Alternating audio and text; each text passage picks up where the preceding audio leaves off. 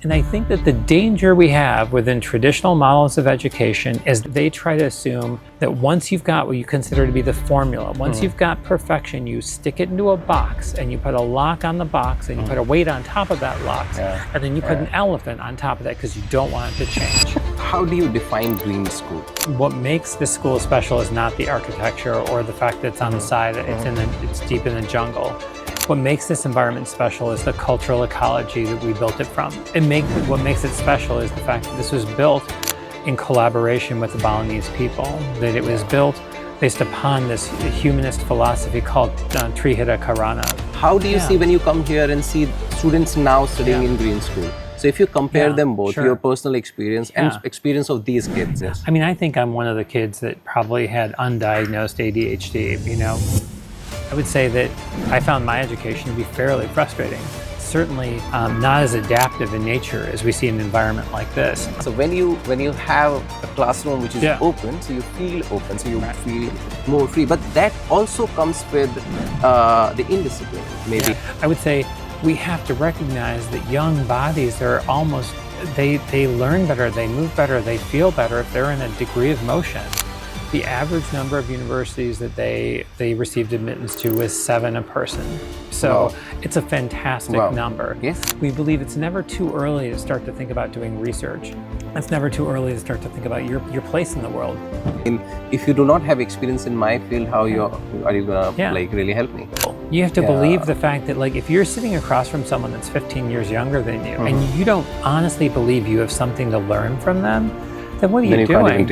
Maybe for a couple of 100 years, Indian parents have scammed us by showcasing a child as a good child when the child does not ask any question. Right.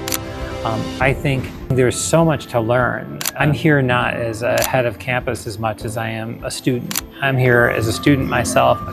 And when we say save the nature, we exclude ourselves from the nature. So how am I not the nature?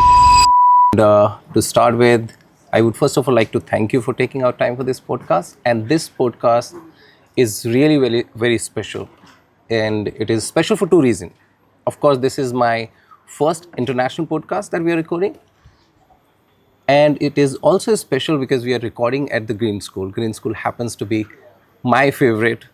We have seen the best of the best schools around the world. And Green School definitely is my favorite out of all schools that I've seen. So the first podcast, that too at Green School, I'm very happy. Thank you so much. And so I would want you to share about you a little bit so that how you want people to know you. Sure. Who is Sanjit? Well, first, thanks so much for inviting me. I'm excited to go ahead and host you here at Green School, and looking forward to the conversation today. I would say that for me, it's just been such an honor to be at this remarkable school. And I know we'll get a chance to talk about kind of what makes this school so special. But I'd say beyond that, for me, I'm very passionate about the intersection between education, creativity, culture, equity, and the environment in lots of different forms. And here I think you see all those things come together quite remarkably at Green School Bali.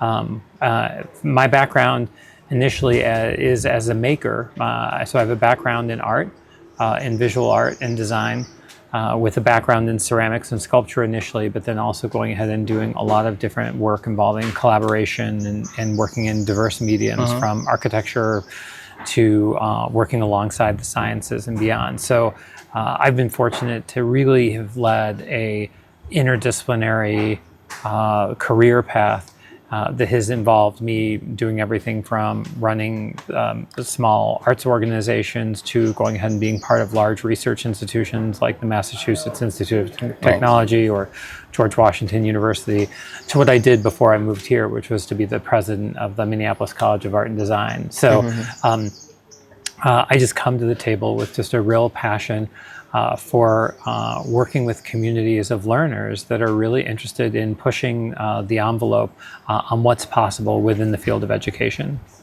And you've spent most of your life in the States. Yeah, that's right. Yeah, I spent most of my time in the United States, a couple stints overseas. I was a Fulbright scholar in Bangalore, India for a while. So I've done a couple other things, but for the most part, my career arc has been in the United States. Yeah. And how does it feel to be in Bali? I mean, that's...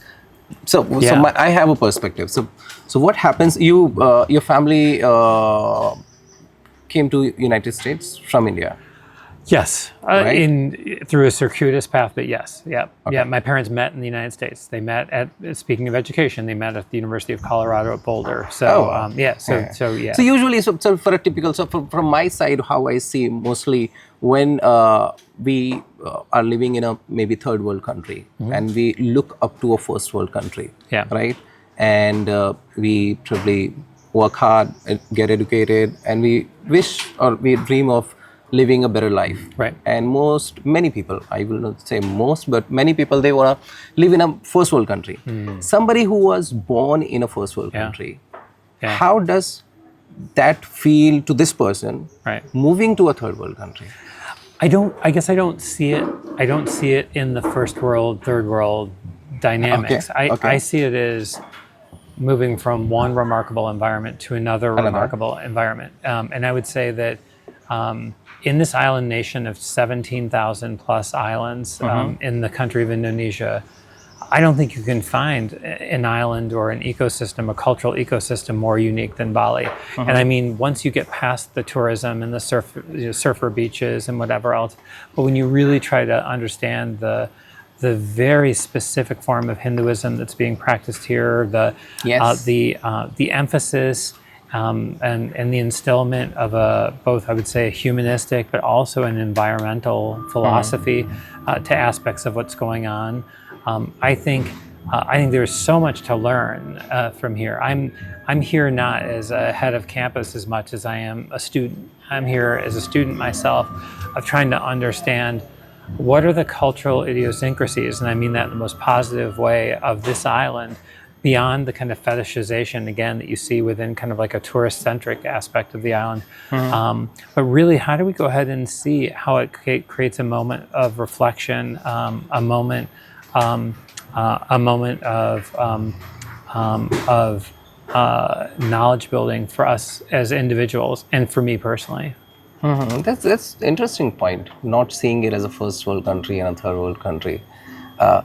Very nice. So Bali, how is it going in Bali for you? Like, you're comfortable? I was just, my point was like, when you were born in a very comfortable environment. And everything is sorted, the rules are aligned, but in a country like this, also in India, things are like flexible, less disciplined. All of that. So I think we're talking about traffic, right? I mean, we're definitely talking about traffic. Yes. You definitely don't deal with two-wheelers. Yes. I was asking, do you have a two-wheeler here? I do not yet. I think I was waiting until the rainy season was over, and now it's over. And now I either need to think of another excuse of why I'm not going to get onto a two-wheeler, but I think I eventually will, at least for shorter commutes around my house. But I will say that, I mean, I think for me, getting settled is not just about myself getting settled. I'm part of a family unit, which is intergenerational. It includes everyone from my youngest, which is my daughter, who's 12 years old, who's in 6th grade here at the school. My son, who's in 9th grade and is 14 years old. And then in addition to that, it's my partner, as well as my mother, who's 93 years old. And so we moved here to the island as an intergenerational family unit. And I would say, we deal with some of the culture shock and the kind of the cultural experiences that sometimes can be really frustrating as a family unit, but also some of the more remarkable points of joy as a family unit too. I'm sure. Yeah, I'm sure. And okay. And how do you define Green School as a Green School? So I also want to know your perspective, since you've been an educator. So when somebody visits Green School for the first time, so they definitely get amazed looking at this infrastructure. So because this is so green, made of bamboos, and it is very unusual to see a school like this. Right? So this is one part of it, right. how it looks. But what is it beyond this? If we remove maybe the bamboos, or not talk about the bamboos, what is? And I think you're right to identify that, which is that the environment that we have around here. And if you go to any of our websites, and you can see our sexy drone videos of our wonderful campus, which really looks otherworldly. Yes. It absolutely does. But I will say that what makes this school special is not the architecture or the fact that it's on the side, it's deep in the jungle. What makes this environment special is the cultural ecology that we built it from. What makes it special is the fact that this was built in collaboration with the Balinese people, that it was built based upon this humanist philosophy called Trihita Karana, this idea of care of your ancestors, care of yourself, care of your environment all together, like in the sense that occurs all at the same time. It's really built because we have such incredible national Indonesian faculty and staff too, in addition to our number of expat faculty and staff that also work to make the school successful. It's just a remarkable combination of people that come from, not figuratively, but literally all walks of life. And they've somehow come here, and every morning between 7:30 and 8:15, they all show up in their own individual roles, or some earlier than that, and they make it work. And in about an hour from now, you're going to hear the throngs of dismissals, and then they come back the next morning and they do it again. And we create a learning ecology, knowing the fact that all these things have to interlace together for us to do that. But it's the people. The people make the school, not the bamboo architecture. Correct. How was your personal schooling? So that is in United States. So I have an undergraduate degree in ceramics, a bachelor's in fine arts in ceramics from a place called the New York State College of Ceramics in Alfred, New York, and then I got a master's in fine arts. So it was the terminal degree in the field, and I got that from the University of Georgia, and then I taught for a while, and I thought I was going to go on to be a successful college professor, but also a artist that was showing my work. And as I did, I ended up realizing I was craving more dialogues with other community, with other ways to think about how creativity can address trauma, how creativity can address a community wanting to be their best selves. So I was interested in the collaborative aspect and power of creativity interacting with other disciplines. So I ended up going back to graduate school, and I got a second master's degree from the Massachusetts Institute of Technology, from MIT, where I got a master's in science and advanced visual studies. I was asked to teach there for a couple years, and I taught mainly in the School of Architecture and Planning, and I taught architects and designers how they could start to think about creativity differently, how creativity could transform the way they thought about architecture or urban planning. I got a chance to work with scientists that were doing remarkable things, and started to see the ability to separate a culture of information sharing and instead elevate a culture of knowledge building, which are two very different things that oftentimes get conflated together. I did a stint in India as a Fulbright Fellow in Bangalore, and then have had multiple professional opportunities that have led me to here. And more about the school time. I mean, when you were a student in a school, how was their experience for you? And also, how do you see when you come here and see students now studying in Green School? So if you compare them both, your personal experience and experience of these kids. So I mean, how do you see this? I mean, I think I'm one of the kids that probably had undiagnosed ADHD, like in the sense, and and basically I'm not too dissimilar from traditional Indian educational culture. Very grade focused, very memorization focused, very fact focused.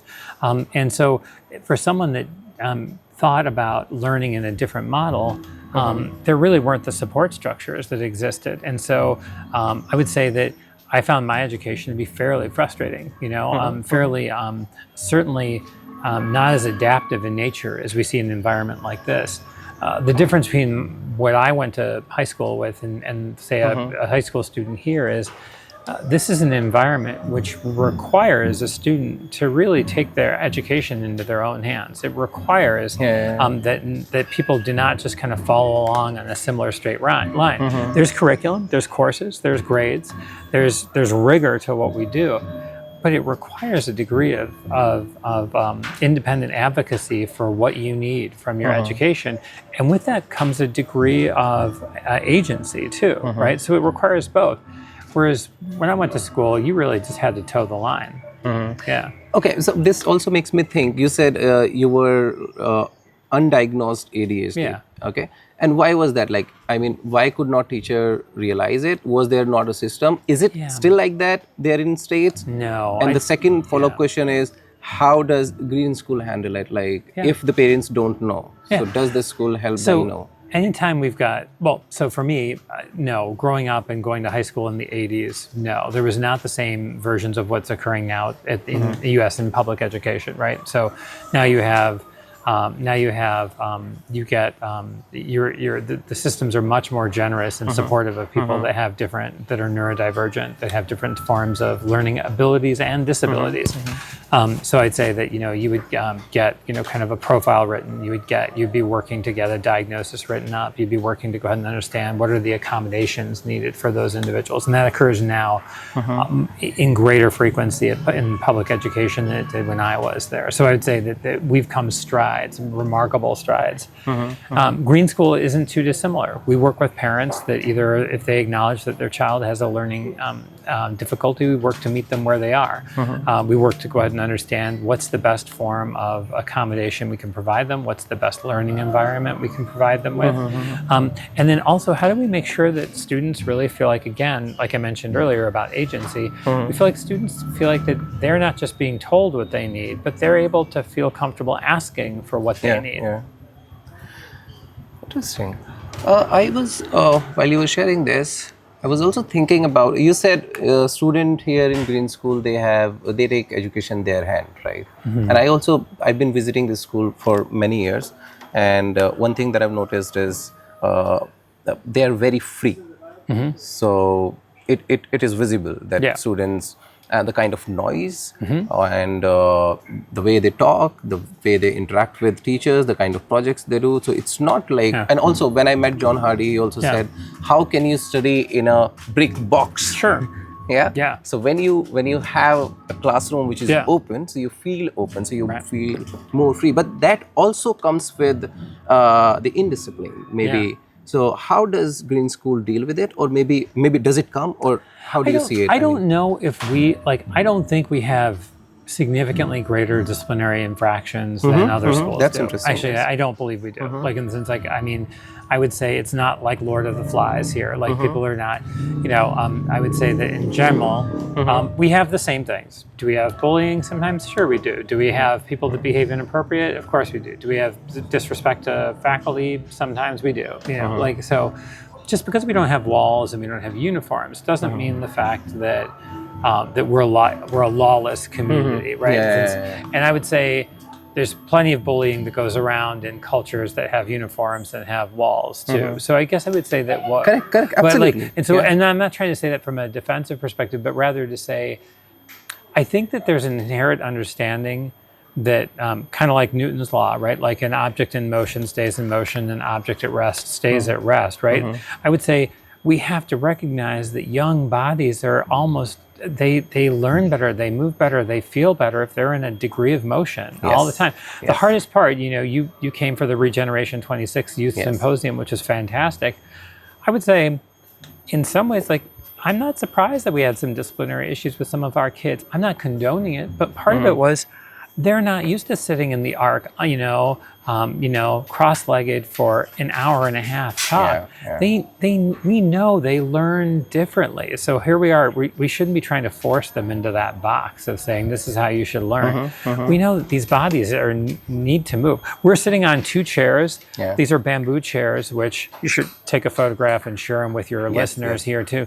Which is, they are some of the most uncomfortable, imaginably uncomfortable. I think that they are the most sciatica-inducing chairs. And I can't stand them. And maybe in some ways it's a good thing, because Actually, I think they induce the fact that you can't really sit on them for more than an hour. You shouldn't sit on them for more than an hour. You should get up and move, right? Wow. And so for faculty, you're still teaching chemistry. You're still teaching physics. You're still teaching about Indonesian literature.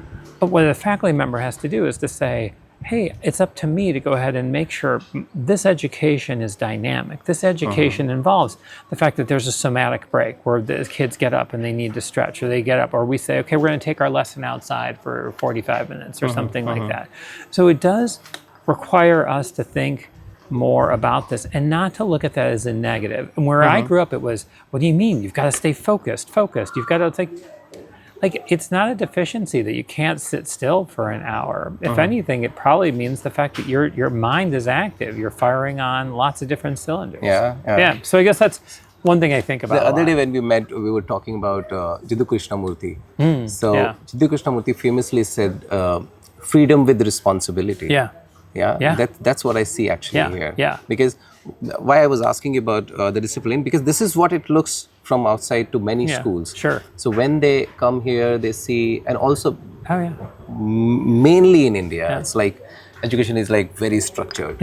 And if somebody walks in the classroom and everybody should stand and say, good morning. So you must have said, hey, good morning. So salute, go ahead and sing the school song. And here's the proof of the pudding, right? The proof of the pudding is that last year, those that graduated, right, the seniors that graduated, the ones that chose to not do a gap year, the ones that chose to go to university, right, the average number of universities that they received admittance to was 7 a person. So it's a fantastic number.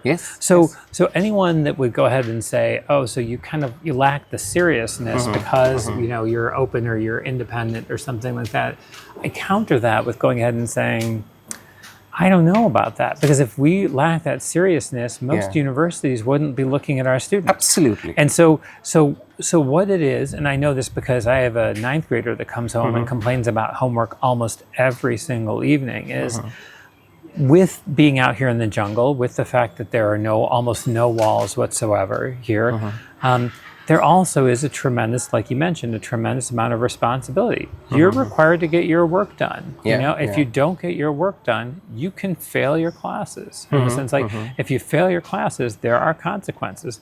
If you receive more than X number of unexcused absences, there are consequences. So I guess I would say that that's part of that environment. It's, in many ways, way more adulting than you would if you're marshaling people from one place to another and keeping them kind of cloistered. So the discipline is not enforced, right? So nobody's asking them to be disciplined. They understand the consequence of not. They do. I mean, they're reminded, and there's, we have a disciplinary system, and people can get written up for infractions, and there are consequences to those infractions. We do suspend students if they're behaving egregiously. We do expel students if they've really are no longer a fit, despite our kind of repeated concerns and that they haven't been able to address them. So I guess I'd say we are like a regular school like that, and since we, and in the same way, probably the most notable is we take safeguarding very, very seriously.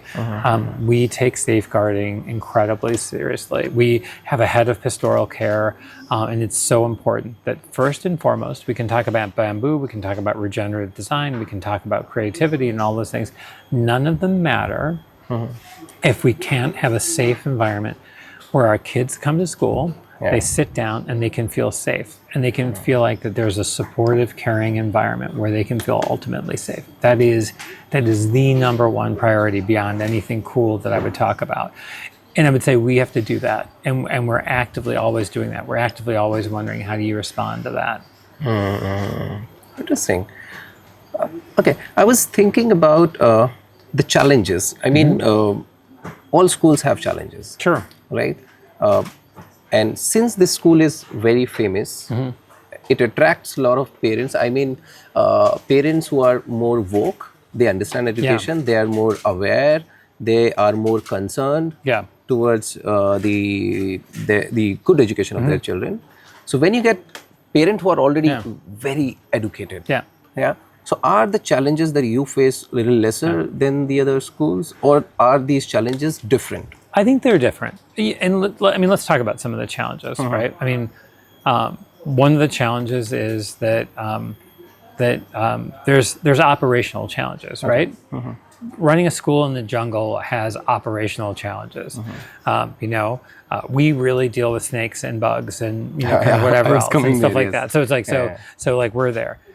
It also deals with, I'd say, challenges of saying that that we know that families come here and they move to the island, or they have a relationship with the island already. Right? Because we're not a boarding school. So the parents can't just drop their kids off and then go back to Vancouver or, or Delhi or Dubai or wherever they're from, right? And since they're here, one of them is here with their kids, right? So it's a huge shift, right? Which also means for some people, it was always supposed to be temporary. It was always supposed to be like a sabbatical for them, or it was supposed to be the 2 years of remote work, and then they needed to rejoin their organization full time or something like that. So we have a little bit of transience that we have to handle here, because some people are attracted to living in Bali, or some people wanted to have just a brief green school experience and then move on. So we're always really needing to make sure we maintain, celebrate community, and it's an active process. We never can take that for granted, right? Because so that's one. Another challenge that I would say for me is, and this is actually more of a challenge that we hold space with parents, is that while a lot of parents come here, and I would say that the spectrum which our parents come here and what they're looking for from Green School is actually bigger than you think. Their values alignment isn't as narrow as one thinks that they are constantly. When we ask a parent, if I ask every single parent I meet, what's your view of excellence? What does excellence mean for you for the school? There are some parents that have said to me, excellence means my kid going ahead and getting through this school and being able to get into Stanford or Harvard or whatever else. I have some parents on the exact opposite end of the spectrum to say, I don't ever want my kid to feel like excellence is about going into a prestigious university, but rather it's about them getting to know themselves. You've got another parent that will say, excellence for me is an absolute, undying, unwavering commitment to environmental education above anything else, right? So I guess what I would say that for my job as head of campus, it's to go ahead and not try to remove those tensions, but actually I would say, to maintain those tensions, which may seem counterintuitive, but the goal is to go ahead and feel like that what we're doing is making sure those tensions are as respectful and as productive as possible, right? I think it's important to have a tension between one parent saying, it's about Stanford and getting into Harvard, and another one saying, no, it's about them going ahead and just feeling like they're their best selves and never feeling like they were pushed into going to higher education, and everywhere in between. But the goal is to go ahead and make sure that those two parties can talk to each other respectfully, and we can hear what they have to say, and we build an education that feels like they can all access what they view as excellent. Does it follow IB program? We're not IB registered, but we track not too dissimilar between that and the Cambridge model and stuff like that. We do our own thing here, but we are accredited by WASC. We're accredited by the Western Association of Schools and Colleges, which is based in California in the United States. So we are accredited through a international accrediting body that accredits everything from Stanford or UC Berkeley and whatever else. So they get the so there's a standardization. So we and so we just went through our reaccreditation process and got reaccredited, which is great. And and so I would say that, and then we are accredited nationally through the Indonesian Department of Education. I have a few more questions regarding the academics, but when you said some parents send their children only for like a sabbatical, they come here for maybe 2 years or something. So how many what percentage of those people are there here? It changes. But I'm saying is that we know that, we know that some families here are lifelong. They are here. I know that there's more than a few families that'll graduate, in June, that have basically started in first grade, and they've stuck with us for 12 years, and here they are. But I would say that we know that some people are looking for a lifestyle change for a moment, or they're looking to go ahead and say, "Hey, we're gonna try this and see if we like it," because it is a big shift. And I think we meet all those families where they are. So they may not be, I guess, so many. And you also have Indonesian children, so they mostly... Indonesian and Balinese students, Oh, okay. So we were talking about the academics, the IB program. You said it's not IB, and then, okay. How is the evaluation system here? So how often do you take assessment? And also, is it like a year-long program for each class, just like any other school? Or if I'm a slow learner, maybe, or if I'm a fast learner, maybe. So if whatever I wanted to learn in maybe grade 6, I could learn in 3 months. So do I have that freedom as a student here at Green School? Yeah, depending on aptitude, you can skip a grade, or you can skip, you can't skip, you can't, so we have 4 terms, right, to a year. So 2 semesters, right, 2 terms a semester. So we have a term 1, 2, which starts in August, and then term 2 finishes in December, right? Then you have a long break in December into January. Then you've got term 3, and now we're on term 4, right, which just started a few weeks ago. Yeah, so on occasion we'll have students that feel like they're accelerated learning within classes themselves. If a student is learning maths in a much more accelerated fashion, we can meet them where they are. We need to make sure that they're not just feeling bored. If we feel like there are opportunities where they can skip a grade, and the parents and the faculty are all on board, and we think they can handle that adjustment, we can consider that as well too. Okay, that happens. Okay, and there is no, I guess, formal assessment, are there? Yeah, so we do grades. We have parent-teacher conferences. Like I mentioned, we have a grading system. So for middle school, it's not a letter grade. For high school, it is a letter grade system. So A, B, C, D, E, F. Okay. So we do have a letter grading system in high school. Written exams? We do not. There may be tests in individual courses, but not school-wide tests, unless a student is trying to take the SATs or something like that, which we coordinate with. Interesting. So I saw, when I visited first time Green School, there was some graduation day going on in the month of June, I guess. And then there's many graduations. We do lots of graduations here. Because we believe, we have a culture that really believes, and in some ways I think that reflects on being in Bali. Bali is a culture of a lot of ceremony, a lot of rituals.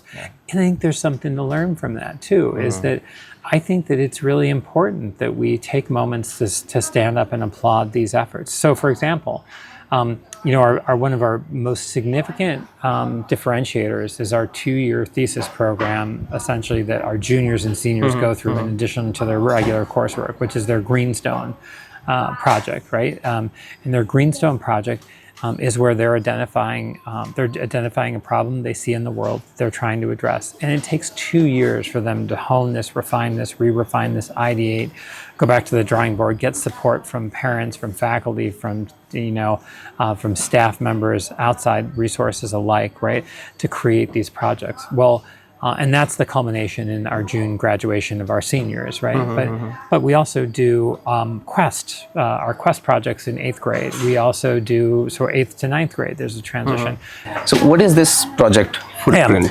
So the footprints are the 5th grade projects that they're working on as part of their graduation to middle school, right? Because then in 6th grade, they're doing a research project, and they're finding an issue that they're trying to address that involves community, environment, culture in some way, shape, or form. They think that they're uniquely positioned to address it.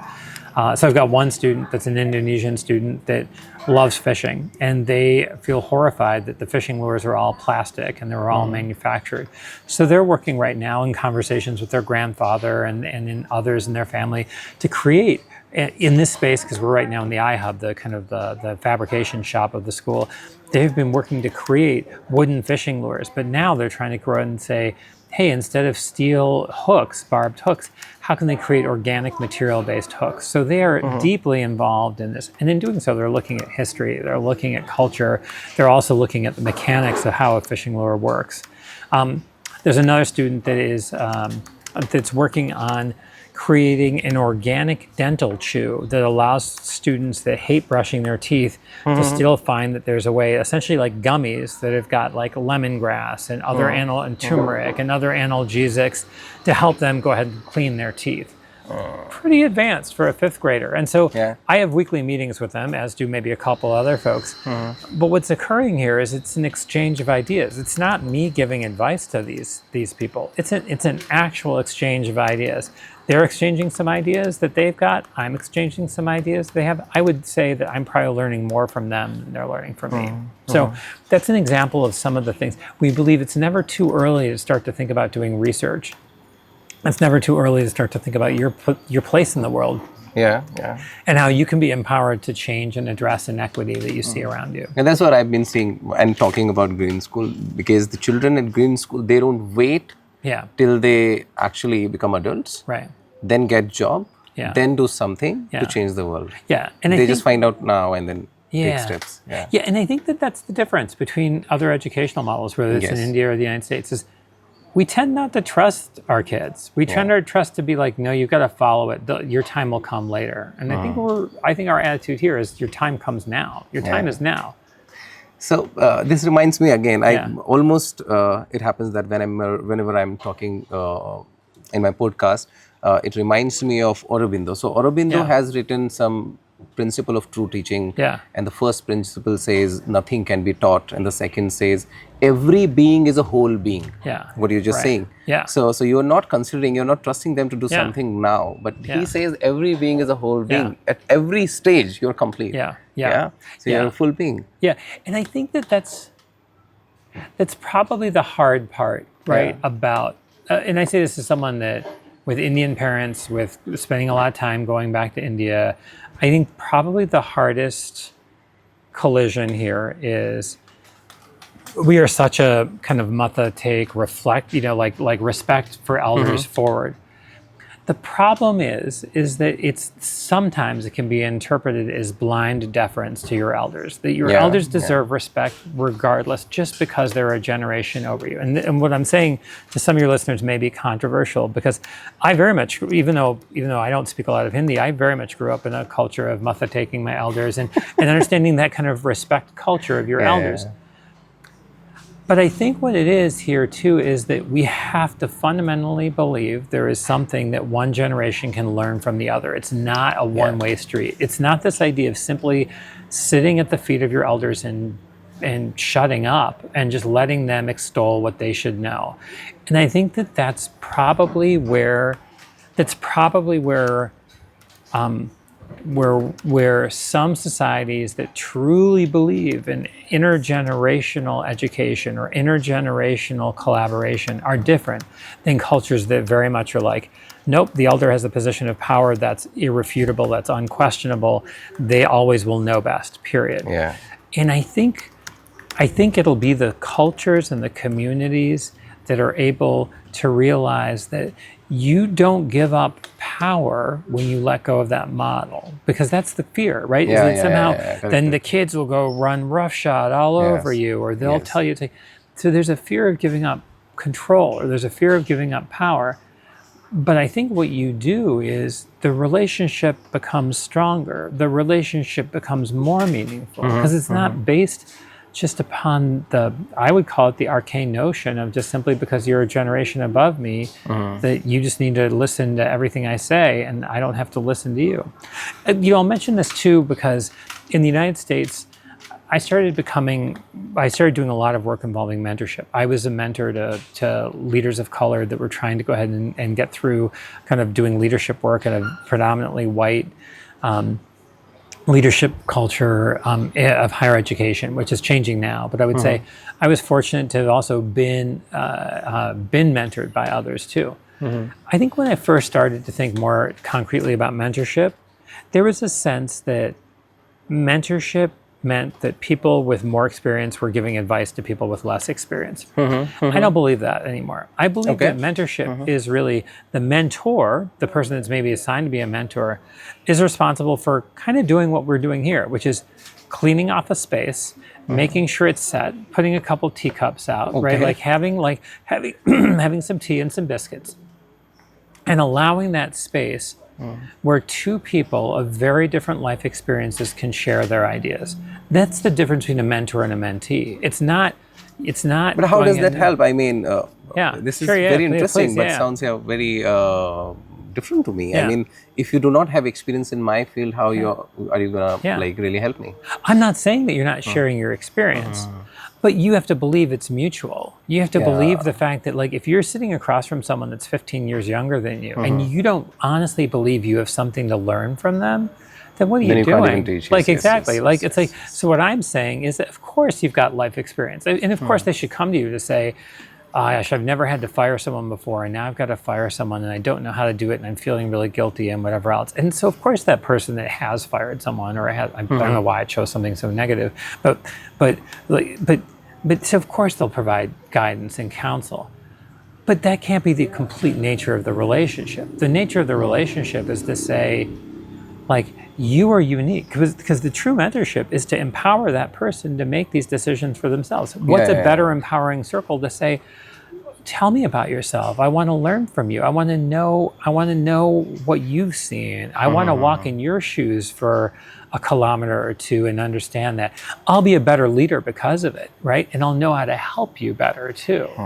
But if we just assume that you're there to be quiet and I will just go ahead and tell you, oh, this is what you need to know. So that's how I understand it. So mentorship is more about, or maybe only about, letting the other person be whoever that person is. Right. Yeah. Not me making him like myself. Yeah. Yeah. Because if I am just imposing my ideas and not listening to that idea, his ideas. It's not to tell them what to do. It's to help them do it. Yeah. Yeah. Very interesting and strong point. And so when you were talking about the mentorship and also Indian parents. Yeah. So this reminds me, I keep saying this, like, maybe for a couple of 100 years, Indian parents have scammed us. Yeah.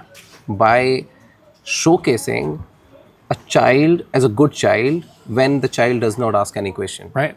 Yeah. So if a house has like 4 kids, and the one listens and does not argue and does not ask question is the best child. Yeah. Yeah. And that is set as an example to other children in the house, around the area. Yeah.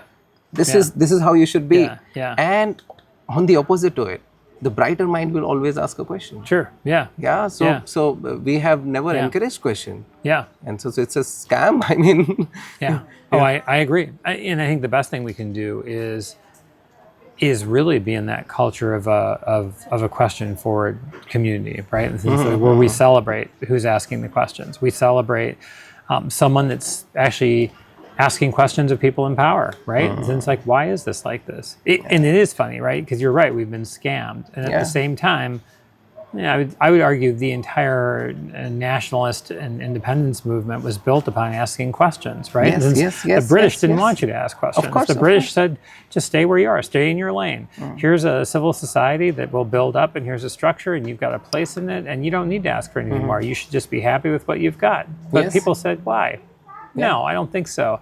Explain to me. Let's talk about another system of government. Let's talk about the idea of you leaving. Let's talk about kind of and how much of those were declaratives versus saying, can we imagine a world that's different? And so we've sometimes lost that, or we romanticize that, but we don't see it occurring.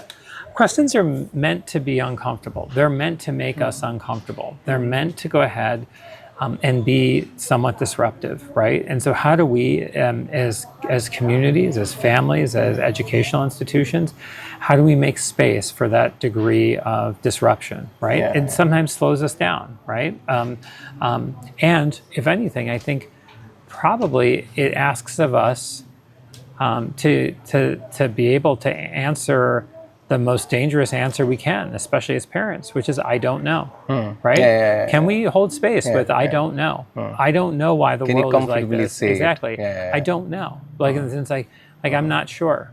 I hadn't thought of it like that. Like, it's like, that's an interesting way of putting it, I'd like to know more, right? That itself involves that humility and that intergenerational humility that I think elders need to probably practice a little more of. Absolutely, absolutely. This reminds me of Sam Altman. So India hosted the AI Summit. Yeah. You must have heard of it. And Sam Altman visited IIT Delhi. Somebody, maybe student or a faculty, somebody asked, what is one advice you would like to give to youth? he said, don't listen to adults. Yeah, sure. Elders. Yeah. Don't listen to elders. Yeah. Because they may not know what is good for you. Yeah. So that is the one thing, the best advice I have for you. Yeah. It may be offending, but it is what it is. Yeah, and I think in that itself then creates the space of a dialogue, right? And since, I mean, it's like, what does that mean? I mean, it's like, where's that line? I live it every day. I mean, I have a 9th grader who is always questions me about AI and why am I skeptical of it? He loves it. You know, it's like, we talk about kind of what's the danger of an overarching embrace of a technology that is still, we talk about regulation, and it makes me feel old and socialist at the same time, and he seems youthful and full of capitalistic, ideas, and through that, I think hopefully our relationship will grow to understand kind of where we exist within it all. Also, one thing we need to understand is that evolution is not over yet. Yeah. So what we sometimes believe that now from the chimps to we've become human and that's all, this is the evolution. Yeah. It's not. I mean, the next generation is always smarter in some other way. It's not about you losing your tail. No. In speaking of evolution, I think that goes back to this school. This school should never stay the same. Every month, every year, it should always, when you come back and do a podcast with me or someone else here at the school in a year from now, there should be changes. I mean, and there are changes. We're building a new cool research laboratory, which is awesome about biomaterials and stuff. But beyond that, we should change. Our language should change a little bit. Like I would say, the danger is when we've gone ahead and rest on our laurels because we feel like we found the one cool system that works, and it's the only cool system. No one touch it. Because the one thing that living in this jungle is everything is in the process of growing and decaying as we speak, right? And since like this thatch roof that's behind us, it's got, actually, I think this one is going to be replaced over the summer because you can start to see it, right?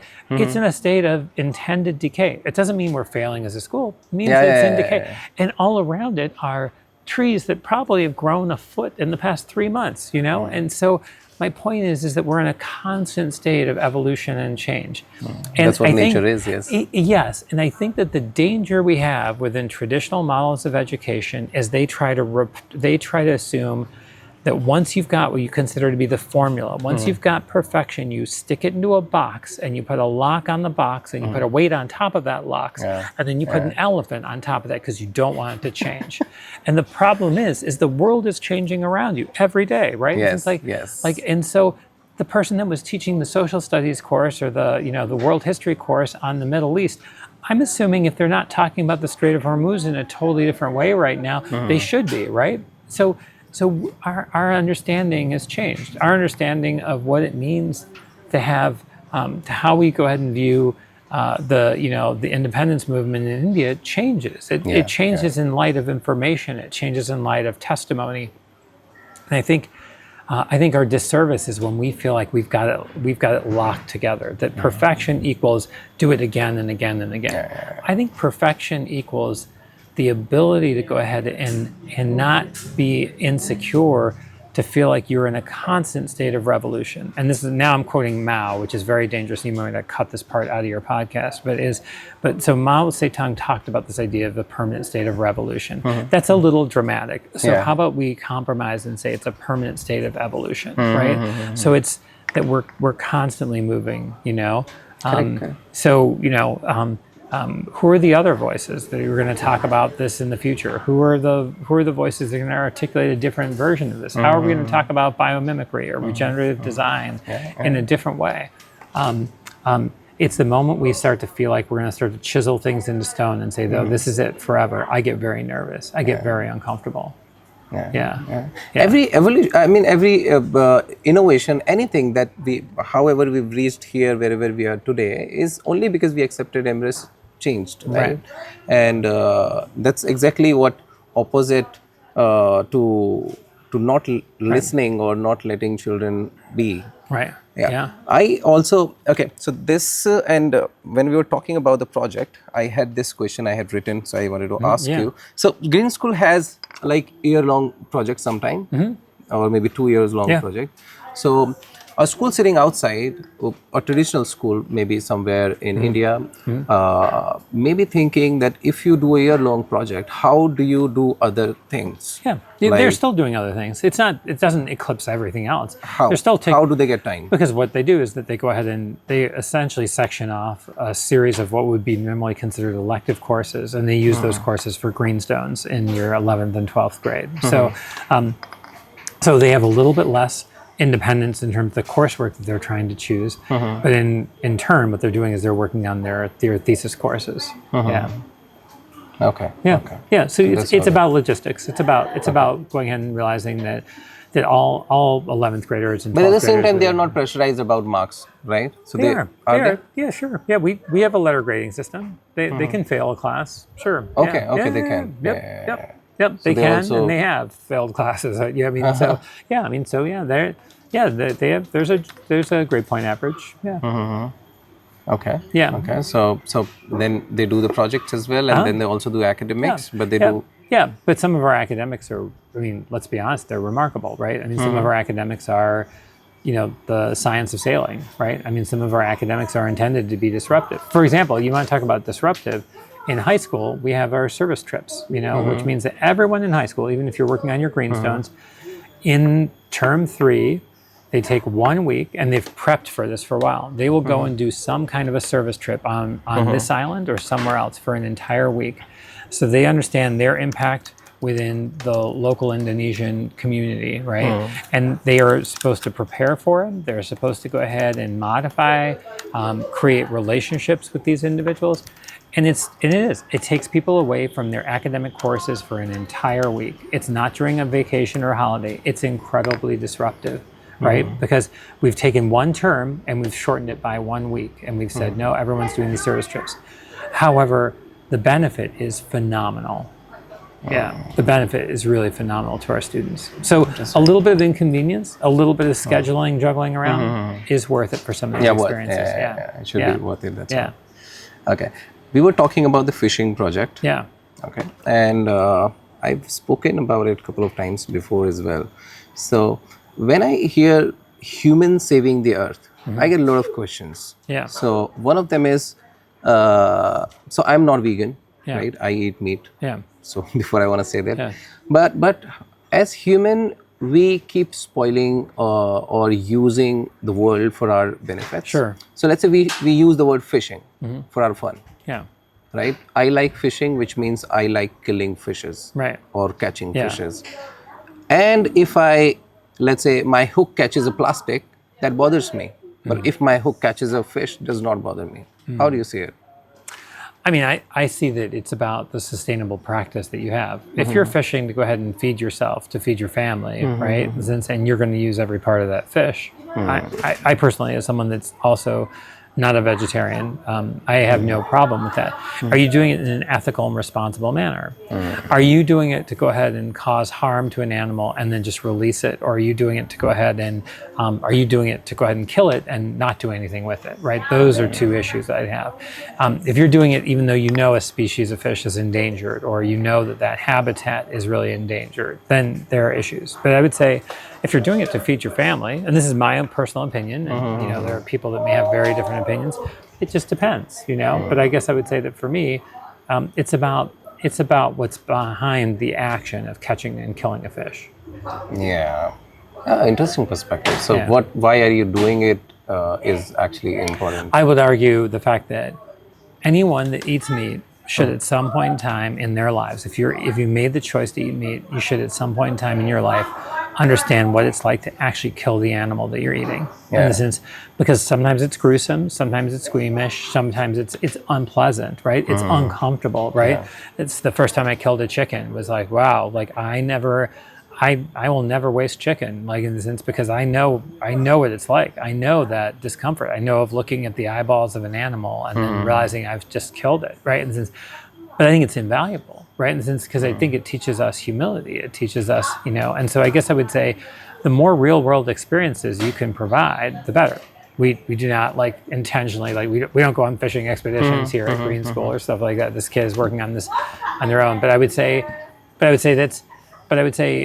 parallel to that is this idea of real world experiences. How do we provide people with real world experiences? Yeah, because in reality, of course, when you everything has energy, right? Yeah. So plants have energy, Yeah, sure, yeah. Their seeds have energy, and Yeah. then even plants, they try to save themselves. So if you cut one branch, Sure. they try to reroute, grow another branch and try to save itself and grow seeds, Sure, and then so they do the similar thing, but probably we don't feel that much about them as much as we feel about the animals. No, I think that the important thing here, and this relates to Green School, is that I think that we're going well beyond this culture of sustainability, which is this idea of humans as saving the earth. I think the goal here is to say, how do we learn from the earth? How do we partner with the earth? How do we go ahead and this really was my let second them... question. Oh, okay, great. Sorry, I jumped in the No, that's interesting. Yeah. So humans are trying to save the earth, right? Yeah. Everywhere, save the earth. And when we say save the nature, we exclude ourselves from the nature. Yeah. So how am I not the nature? I mean, so we call nature everything. I mean, like say, if a tiger killing a deer is nature. Yeah. If a plant killing a plant is nature. Yeah. Or maybe plant dropping leaves and making it all over like a trash, it is also nature. Yeah, sure. Right. Yeah. But when human do it, it becomes unnatural. Yeah. Why a natural being like me do something unnatural? I mean, a couple things. One is because there's never been a species like human beings that have had such a negative impact on the climate. So that is true. So it's like, so That right is true. away, Yeah. so we are an inordinate producer of some of the most significant environmental issues that have occurred on this planet, right? And whether it's even directly responsible for it or indirectly, right? Like cows and and biogas and methane. And so right away there's that. However, I don't think that the solution, and I don't think that the basic philosophy of regenerative design and regenerative education isn't that we're there to save. We're not there to save. We're there to co-partner and learn from nature to see how nature saves itself and how we can then save ourselves and change our behaviors and learn from regenerative material-based practices. We have a mycology laboratory where we're learning from how fungus grows, and we're learning how to create new building materials, how to create new methods of fabrication and packaging from fungus, right? Since, for example, we're going to be launching and opening our bird lab, our biomimicry research laboratory, which is going to be looking at everything from natural building materials to different processes to going ahead and looking at understanding how a dehydrator can go ahead and create the next generation of lighting, so all sorts of things. But again, the premise is not us saving nature. The premise is us learning from nature more intentionally. My last question will be about, I would want you to share one project of Green School that you are most proud of. Yeah. Anything that you can think of that children have done and you're like... The children have done. Yes. Yeah. Any project? Yeah, I mean, I think probably for me, one of the most impressive projects that children have done actually are our high school seniors that last month they got together all the lower school students in the ARC. These are seniors that are graduating. They are no longer, in months, they're no longer going to be students at Green School. But they went through an exhaustive process of understanding the feedback they got from second, third, fourth, fifth graders, sixth graders, seventh graders, to understand how they make the school better. They have no interest. They're leaving. Like it's not like they don't need to go ahead and focus on this. But they, as a group, these seniors came together, and in addition to working on their greenstones, they're working on these exhaustive workshops to ask very specific questions. And there were these beautiful little kind of floor setups with, there was always a senior at one station and a couple different kids from different grade levels. And they did 2 sets of these workshops. And they're asking prompts to say, if there's one thing you would change about Green School, what would you change? If there's one thing you want to celebrate about Green School. And at a very elemental, I could talk to you about a cool design project and whatever else, but in some ways, what's the most powerful and most impactful here is people that are creating something that's greater than the sum of their parts, right? It's creating a community which they will not see the benefit from. They're going to bring these things and they bring these suggestions to leadership, and we're going to do something about lots of them, and we're going to say this is why we can't do something about some of these things.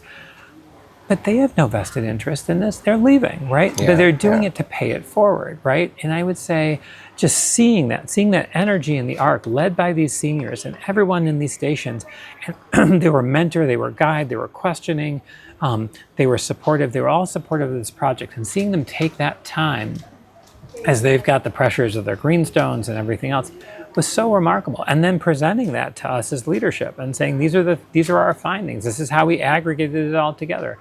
This is what you should pay attention to. And again, they're out of here. Like, they have no reason to go ahead and do this. Like, you could understand juniors doing it because juniors have another year to live with this. Yes, of course. But there they are. They're seniors and they're out the door. And that's probably the most comprehensive, impressive project I've experienced. Yeah. Nice. And I see a lot of children actually. I remember Melati, their project was bye-bye plastic bag. Yeah, right. And they've become like real environmentalists. Or Lolita, who also spoke at the symposium, and her focus on regenerative tourism too. Amazing. Okay, one message you would want to give to parents about one thing that they get wrong in education or for their children and how it should be. One message maybe.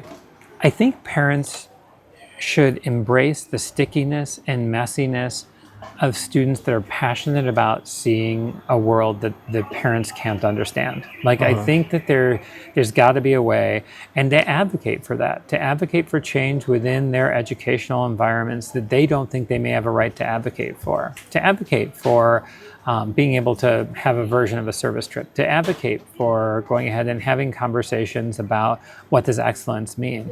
I would say that it's a time right now for parents to go ahead and do even greater degree of advocacy to create the environments that aren't remarkable. I believe there are elements of a green school education that can exist everywhere. You can't get the jungle and the bamboo architecture and whatever else, but that doesn't matter. There are models here that I think are effective, and they work, and they can work in other places. You don't have to have the whole thing. But you have to have the intention to do it. You do, and you have to have the ability to take risks. You have to go ahead and decide that you're willing to go ahead and recalibrate your relationship to risk. And one message for the teachers. I mean, I guess I would say, self-care is so important. It always has been, but sometimes we don't feel like it is. But B, to go ahead and make sure that you're looking out for those students that don't fit in, that aren't part of that major peer group, that are quiet, that are maybe a little bit more soft-spoken. My sense is those are probably some of your brightest and most brilliant students in your class. Okay, I wanted to close it here, but I have another question. Because I think it's very important. How does Green School teaches students about politics? Because I feel maybe it is more important than ever before. Whatever is going around the world, we have to have good politicians. And just like everything else you're teaching, just you said researchers should not wait when you are probably doing a PhD. You can do researches in your 5th grade. So just like that, should we also teach students about politics, how to understand what is right, what is going on, what is wrong information? And I think we teach students about how do they recognize misinformation in this digital age, and it's problematic. And with AI, it's highly problematic. And so we have to teach students that how they can become better consumers of this information. More importantly, and I think to your point is, I don't think we're teaching our students about, in the end, regenerative design is a vehicle, but I would say what we're really doing is teaching our students to be the most amazing, creative, cultural, environmental leaders of this next generation. That's really what we're trying to do. It's leadership. Making this world a better place. And feeling like they have the ability not just to go ahead and work in that environment, but to lead in that environment. And with the belief that you can't start, it's not too early to start a journey that talks about seeing students among us as leaders. It's not too early. It's never too early to start to think about that. You can still have you can still have experimentation, you can still have innocence and all these things, but you're providing them with the opportunities where they can feel comfortable with seeing themselves as leaders. I totally agree with that. Thank you so much for your time, Thank you so much. I appreciate it. It's a real pleasure. Thank you. Talking to you. Thank you. Awesome.